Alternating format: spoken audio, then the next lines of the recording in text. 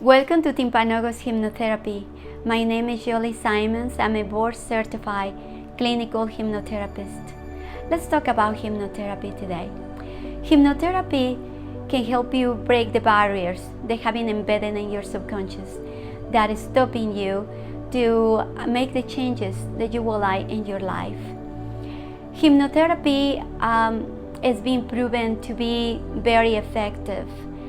And of course, I've been trained in variety of mind-body strategies such as CBT, NLP, but hypnotherapy with hypnosis have been proven to be even more effective to make those changes. Those changes, they have been embedded in your subconscious. And so hypnotherapy can help you break the barriers of self-doubt, shame, guilt, fears, and sometimes those fears can turn into phobias, and those phobias are embedded in your subconscious and feeding your mind. And the saying here is very well applied when they say that you are what is in your mind. So hypnotherapy can help you to release all those things that are feeding in your mind, and breaking through all of that, giving you a new narrative for your life, of course. Many of our diseases come from strong emotions that happen in our lives. These strong emotions can turn into physical diseases, illnesses. Hypnotherapy helps to dissipate all of this. Let's talk about what is hypnosis. Hypnosis is a very natural state of mind. Actually, it's something that we go through on a daily basis. As a classical example, we can say when we read a book, when we watch a show, when we watch a movie, we are immersed in our thoughts and the story, and to the point that we get immersed in our imagination. We tend to let go the sounds, the voices, and we just concentrate on what we're doing. And our mind tend to let go. We can do that when we drive, with a long drive, and we are embedded in our thoughts and our imagination. So as you see, hypnosis is something that we go through every day of our lives, every single day of the week. And to explain you more, we have three states of mind, that is conscious mind, subconscious, and unconscious. The conscious mind is that part that is short-time memory. It's something that we can go through, but the next day or the following week we forget. The conscious mind is something that we go through, but then the next week we forget about it because it's very fast. It's the 10%. It's been said the conscious mind is the 10% of our mind. It's the analytical part, the willpower. It's that part that when we put in our minds that we want to avoid the sugary things, so no drinking more alcohol, or no smoking anymore. And it's only for a short time, because the following day or 3 hours after, somebody offered to us and we go back to those habits.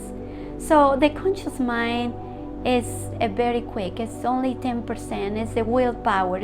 Don't stay with that, doesn't help us, in other words, too long. Subconscious mind is that part of our minds that is with us for a long time. It's a long time memory. It's the part that we remember for a long time, but we don't remember. I mean, it's in our subconscious. It's all what we went through in our childhood, in our puberty, in our adulthood. So it's a long time memory. But of course, we forget about it, because do you remember what you did last year? Do you remember what you did when you were 14 and one March at 10 o'clock? You don't remember, but our subconscious does. So our subconscious mind is what forms our personality, is the one who stores our memories for a long time, is the one who keeps our lazy habits, everything. Then our unconscious mind, that is the product of our conscious and our subconscious. So if you have a fight with your boss last month, it was really emotional, and it's really, you bury it in yourself. The following month, you don't know why, but you have this headache, and you don't know what happened. You just feel uncomfortable. And that is a product of that. It's that strong emotion that's buried in you, but you don't remember because it was in our unconscious. You forget about it very quickly, but your subconscious keep it there for a long time. And it comes, like we said, the strong emotions, the memories, all that.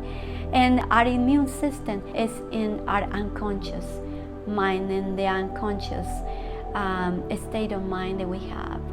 And the immune system can just deal with so many things that our subconscious and our unconscious store. And when our immune system can no longer anymore deal with it, it's when we have those diseases or physical illnesses, etc. So just in brief, I can tell you what hypnotherapy is something that can help your subconscious mind to reform, to transform, to reprogram. And we can change our life. And why not? Why not? To change our life, to feel more comfortable, to remove all those things that happened many, many years ago. So the history of hypnosis is very ancient, but pretty much it starts in the 18th century in Europe, in Vienna, with the German physician Mesmer, who used to treat his patients with hypnosis. And of course, for a while, kind of have, so many people thought that is a wacky thing. You don't want to touch that. And, for a long period of time, hypnotherapy was not applied very seriously for many different situations in society. But today, it's been validated. It is validated through the American Psychological and Psychiatric Association, Dental Association, Mayo Clinic, the Canadian Psychological and Psychiatric Association, Harvard doing studies about hypnosis. So hypnosis really today is a way to go there and pretty much clean up what happened in the subconscious. So your conscious can act better, your unconscious feels better, your immune system, your body, etc. So I would like you try to change your life and try hypnotherapy, which is really something amazing today. Give it a try. Let me be your guide. And of course, you need to be willing to do it. You need to have the desire, and I just guide you, and you do the rest and change your life. Thank you for stopping by. This is Timpanogos Hypnotherapy, and have a great day.